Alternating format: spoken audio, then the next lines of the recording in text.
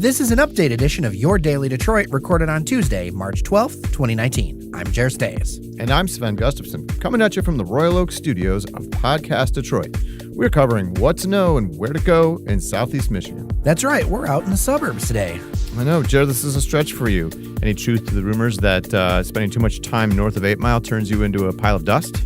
Well, I cannot confirm or deny that, but what I can confirm is that Daily Detroit is brought to you in part by Bamboo Detroit. With an inclusive community, flexible modern offices, classes, and networking events, Bamboo Detroit helps entrepreneurs and innovative companies launch, land, or expand in Detroit. Become one of their more than 400 members today at bamboodetroit.com. A second white Detroit police officer has lost his job in the wake of the release of a Snapchat video mocking a black motorist. Police Chief James Craig on Tuesday said he's fired Michael Garrison following a hearing last week.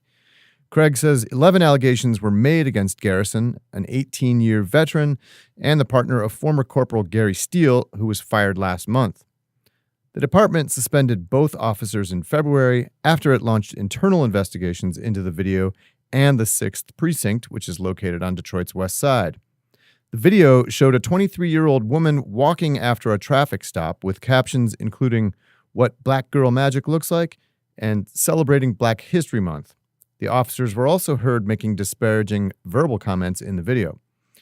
Investigators also found a racial divide at the 6th Precinct that was heavily fueled by the two former senior cops who targeted black drivers to tow their vehicles. A final report is in the works.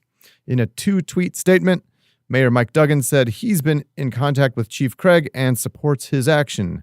The mayor says, quote, "This type of disrespectful treatment toward our citizens is unacceptable, and clearly the chief is addressing it with the sense of urgency it requires."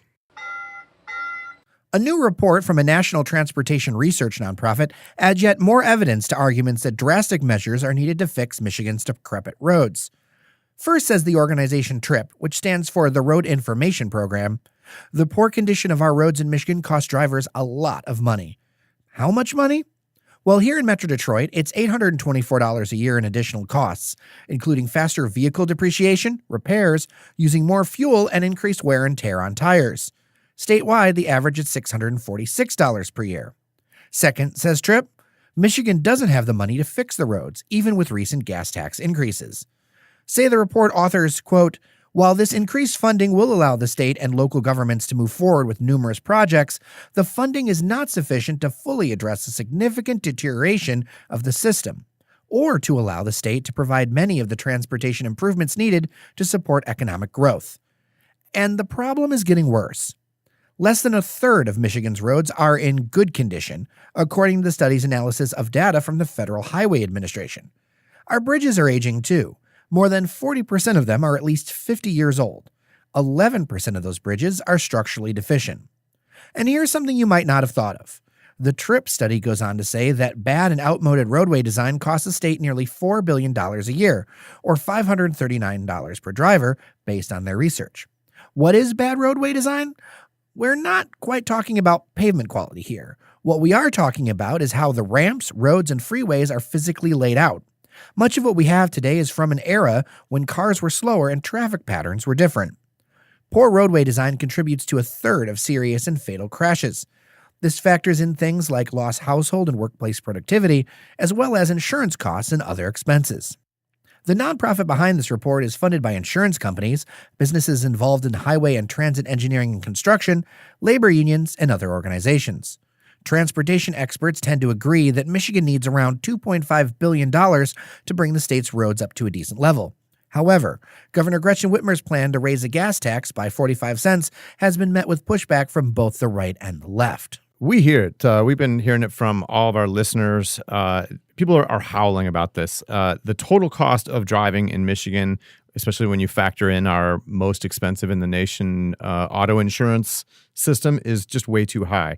But something clearly has to give here, right? Well, it's one of those things of we're paying for this in so many ways, and which way do we want to pay for it? And I get it. Like after we did that episode with about the roads, the inbox filled up with people who were frustrated. Yeah, this is a personal issue, clearly. Of course, everybody uses their car.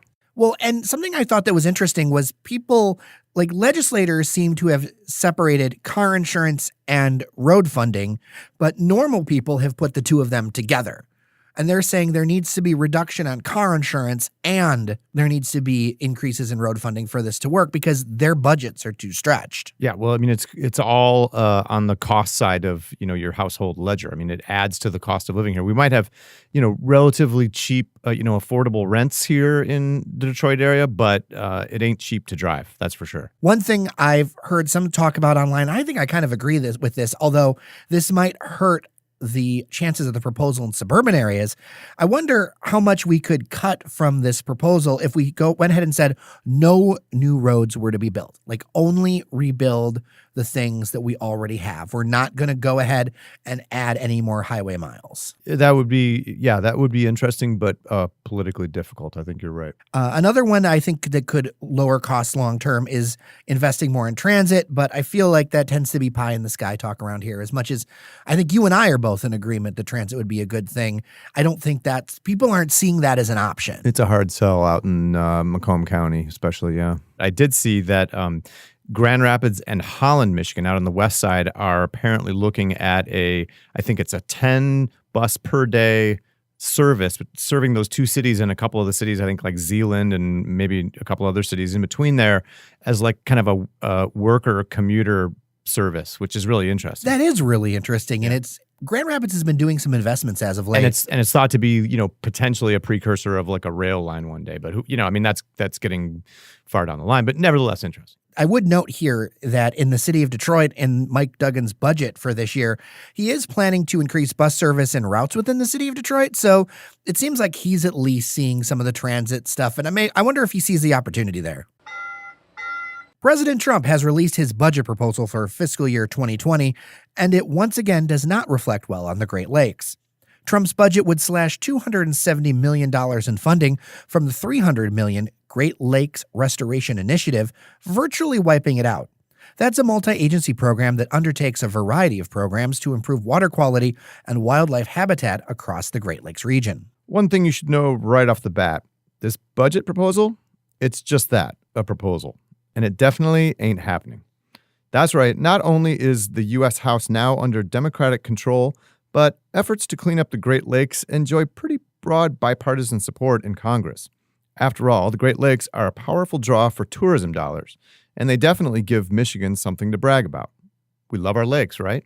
But a president's budget proposal is always interesting for what it says about his priorities. And in this case, you just can't say that Trump seems to care much about helping the Great Lakes. This is the third time he's proposed cutting Great Lakes funding, meaning he's done it in every single budget proposal he's released. Though to be fair, President Barack Obama also proposed cuts in Great Lakes cleanup funding at least once back in 2016. Still, this is an odd move for a president who owes his very election win in large part to eking out narrow victories in Great Lakes states like Michigan and Wisconsin. President Trump's measure is part of a proposed 31% cut in funding for the Environmental Protection Agency. Trump also is calling for billions to build his U.S.-Mexico border wall, plus increases for military spending, but deep cuts for safety net and other programs. One of just 3 known remaining log cabins in Detroit has met the wrecking ball. Neil Rubin over at the Detroit News reports that the Detroit Land Bank Authority demolished the structure, which was encased by a more traditional abandoned house on a barren block just north of Hamtramck. The cabin measured 16 by 20 feet, and it's believed it may have predated the Civil War. Its log building materials were mostly concealed by a clapboard exterior and drywall inside. The log cabin had drawn interest from a Wayne State archaeologist and from Greg Kowalski, who chairs the Hamtramck Historical Museum. He had hoped to have the cabin moved to the park that's in front of Hamtramck City Hall. Kowalski said he had repeatedly pleaded with the land bank not to demolish the structure, but it went ahead anyway. The home had been on the demolition list for almost 3 years, and we'll link to the full story on dailydetroit.com. You know, we don't have much of our local history left, whether it's the city, whether it's Hamtramck, any of those areas. So I think it would have been very cool to have found some kind of way. I mean, it's not like they wanted to keep it there. They wanted to move the thing. Yeah, and that whole suspicion about it predating the Civil War, they will probably never know now that it's demolished. Detroit's Motown Museum says it has received a $1.5 million grant from the W.K. Kellogg Foundation to broaden programming as part of its ongoing $50 million expansion campaign. The Kellogg grant will help expand community and education programs like the annual Motown Mike Spoken Word Competition, its Amplify Singing Competition, and 2 summer camp programs. The money adds to what the museum said was $2.8 million in year-end gifts in December. In 2016, the Motown Museum announced plans for a $50 million plus expansion into a 50,000 square foot entertainment and tourist destination built around the existing space. Plans call for interactive exhibits, a new performance center, recording studios, expanded retail, and meeting spaces. Museum officials envision the project spurring jobs and new investment in the surrounding neighborhood. Speaking of Motown, the daughter of a funk brother has been picked on The Voice. That makes it 2 women from our area that are on teams on the hit NBC show. 46-year-old Beth Griffith Manley picked Kelly Clarkson over John Legend as coach for the season after impressing the judges with her rendition of Aretha Franklin's Until You Come Back to Me. Griffith Manley is the daughter of Johnny Griffith, who was a keyboardist with the Motown label's backing band, also known as the Funk Brothers. She also spent time as a backup singer to Anita Baker.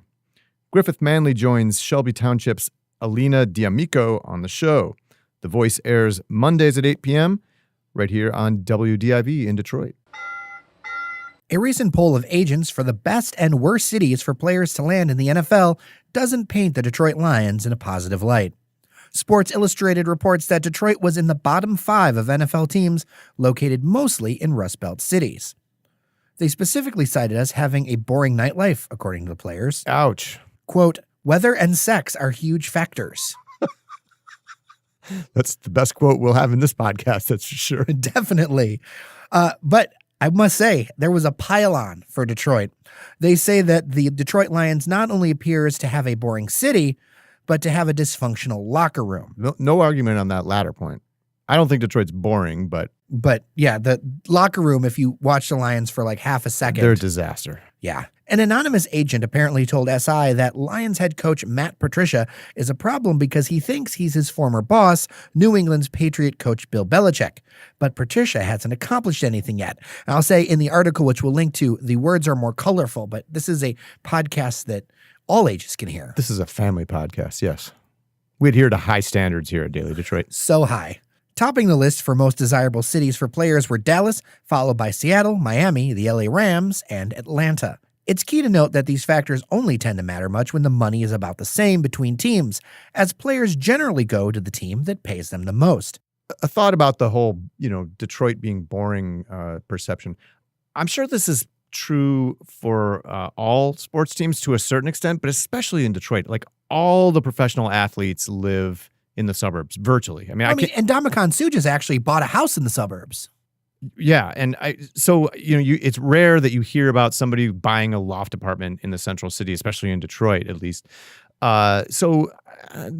Maybe that's why. I mean, because they're sitting out there in like Northville or Oakland Township or some place, Bloomfield Township. Or newsflash, it's boring. Bingham Farms or whatever. Well, those communities, and I don't mean to slam those communities, those are bedroom communities. They're not designed to be exciting. Right. So, I don't know, one possible explanation?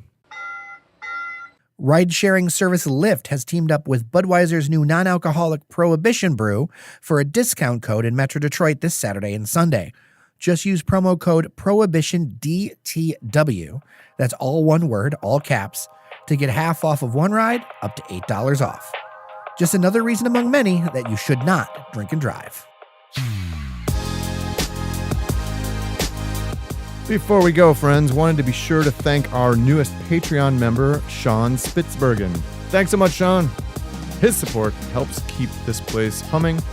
Yours can too if you visit patreon.com/dailydetroit. With that, I'm Sven Gustafson. And I'm Jer Stays. Take care of each other, and we'll see you around Detroit.